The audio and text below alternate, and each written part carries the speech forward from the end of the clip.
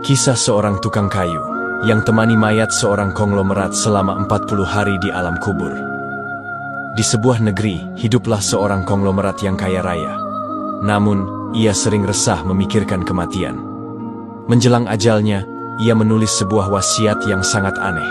Dalam surat wasiat tersebut ia menuliskan, "Barang siapa yang sanggup menemaniku di dalam kubur selama 40 hari setelah aku meninggal nanti, maka separuh dari harta peninggalanku nanti akan aku berikan kepada orang tersebut."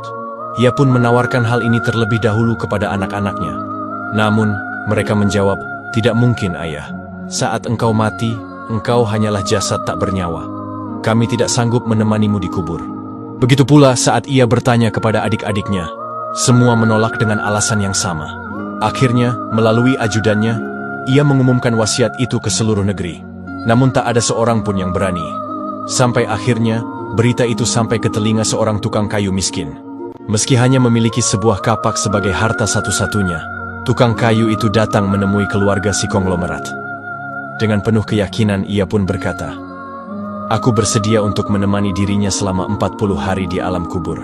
Akhirnya hari yang ditunggu-tunggu pun tiba, pemakaman pun segera dimulai. Jenazah konglomerat dimakamkan dengan kemegahan.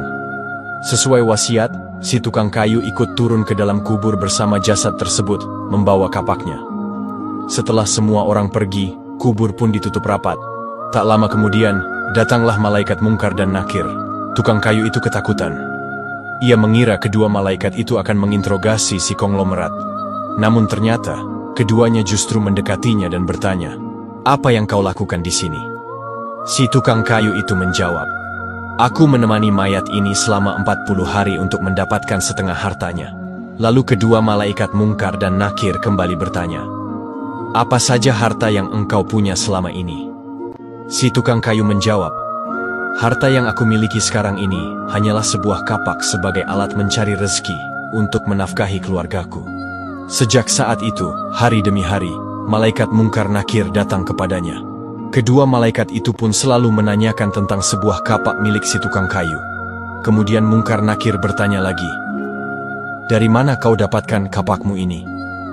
Si tukang kayu menjawab, "Aku membelinya." Besok di hari kedua, kedua malaikat itu kembali datang dan bertanya, "Apa saja yang engkau lakukan dengan kapakmu ini?" Si tukang kayu menjawab, "Aku menebang pohon untuk dijadikan sebagai kayu bakar, lalu kayu-kayu tersebut aku jual ke pasar." Di hari ketiga, malaikat Mungkar dan Nakir kembali bertanya, "Pohon siapa yang engkau tebang dengan kapakmu ini?" Si tukang kayu menjawab, "Pohon yang tumbuh dengan sendirinya di hutan belantara, jadi pohon tersebut tak ada yang punya." Malaikat kembali bertanya, "Apa engkau yakin jika pohon itu tidak ada pemiliknya?" Di hari keempat, malaikat Mungkar dan Nakir kembali mendatangi si tukang kayu tersebut dan bertanya, "Adakah engkau memotong pohon-pohon tersebut dengan kapak ini sesuai ukuran dan beratnya yang sama untuk dijual?" Si tukang kayu menjawab, "Aku potong dikira-kira saja, mana mungkin ukurannya bisa sama rata." Hari berganti hari, pertanyaan itu terus berulang, hingga hari ke-39, yang ditanyakan tetap soal kapak kecil yang menjadi satu-satunya hartanya.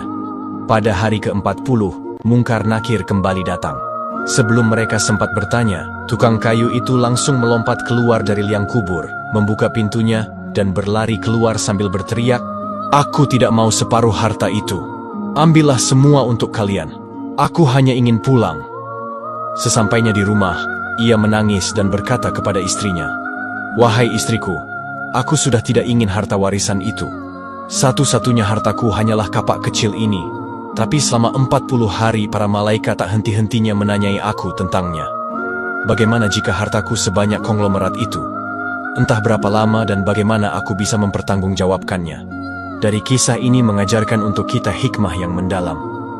Harta bukanlah kebanggaan, melainkan amanah. Bahkan sekecil apapun yang kita miliki akan dipertanyakan kelak di hadapan Allah. Pertanggungjawaban di akhirat lebih berat daripada pengumpulan harta di dunia. Jika sebuah kapak saja ditanya berkali-kali, bagaimana dengan harta yang melimpah ruah? Lebih baik memiliki sedikit harta yang halal, jujur, dan berkah, daripada kekayaan melimpah yang sulit dipertanggungjawabkan.